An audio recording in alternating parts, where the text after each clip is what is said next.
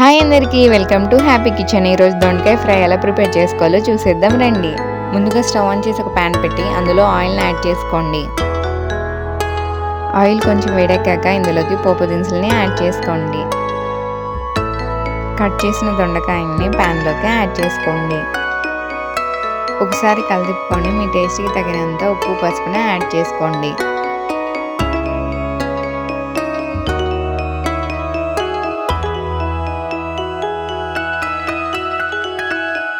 ఒకసారి కలిపుకొని లిడ్తో క్లోజ్ చేసి ఒక 15 మినిట్స్ లో ఫ్లేమ్ మీద కుక్ చేసుకోండి.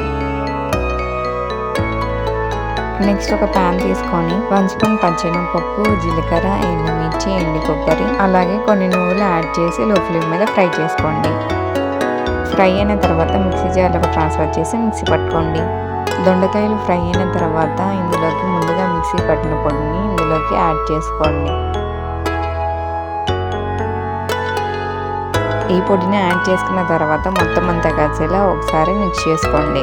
అయితే ఎంతో టేస్టీ అయిన దొండకాయ ఫ్రై రెడీ. వీడియో మీకు నచ్చినట్టయితే లైక్ చేసి సబ్స్క్రైబ్ చేసుకోండి. మరిన్ని వీడియోస్ కోసం మన ఛానల్ని ఫాలో చేయండి.